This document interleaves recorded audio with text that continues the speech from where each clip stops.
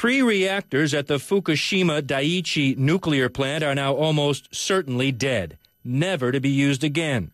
The question is, can the danger inside be contained? Can the nuclear material be continuously cooled? And can the potential for a dangerous radiation leak into the environment be averted? The Tokyo Electric Power Company, TEPCO, says so far, yes.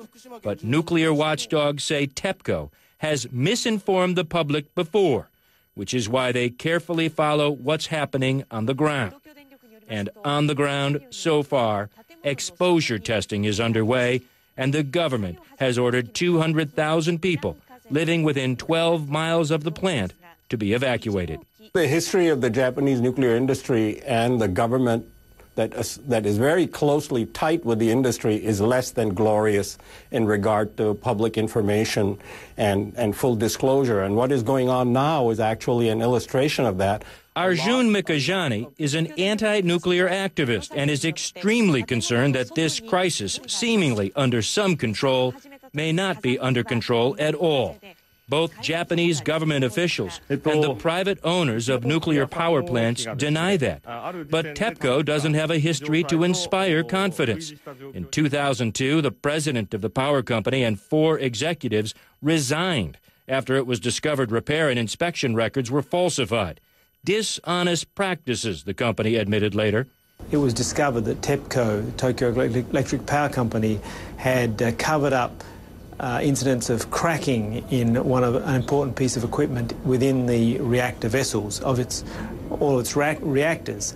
And as a result, they were forced to close down all 17 of their reactors. And the plant with the worst record? Fukushima Daiichi, the plant now in trouble. There was a pattern emerged that TEPCO isn't frank and deliberately covers up to protect its own interests.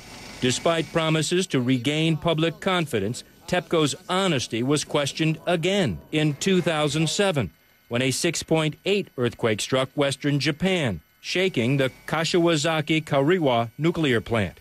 TEPCO reported only a minor fire at the plant and less than a gallon of water leakage. Later, the public learned the fire burned for 2 hours and hundreds of gallons of radioactive water had leaked into the sea. The plant that is now in trouble survived the most recent quake, a quake stronger than it was designed for. By design, the reactors immediately shut themselves down. Good news, according to the spokesperson for the group that lobbies the U.S. Congress on pro-nuclear power issues. I think as we've seen in Japan, despite the magnitude of that earthquake, they hold up quite well. But it turns out surviving the quake was not the end of the crisis. At Fukushima Daiichi, the backup power supply, 13 diesel-electric generators, ran for a while, then failed. When the generators failed, so did the water pumps that cool the reactors. You have, in total, 6 reactors that have been under great stress with problems cooling the core. And just as you think you might have got on control of one, then another one goes. And Elliot, I think that's evident tonight as we're learning of this yet another explosion and of a different type that has happened at this plant.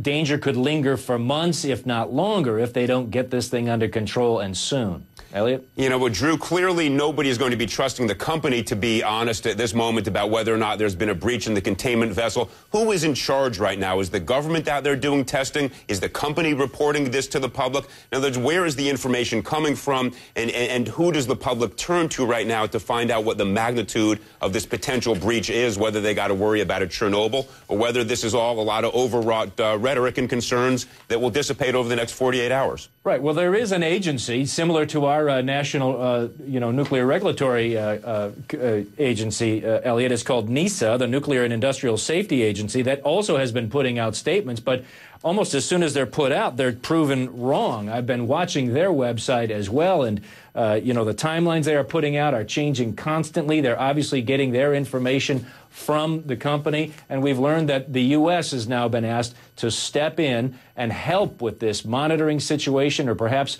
offer some technical expertise. I think right now what we have, and Jim Walsh could better explain this, is a panic situation going on. People have been working for days, The problems keep developing. They keep trying to put them out, and I'm not seeing any clear focus coming out of TEPCO telling the public what's really going on. The news conference I watched was just abysmal. The people couldn't answer the questions.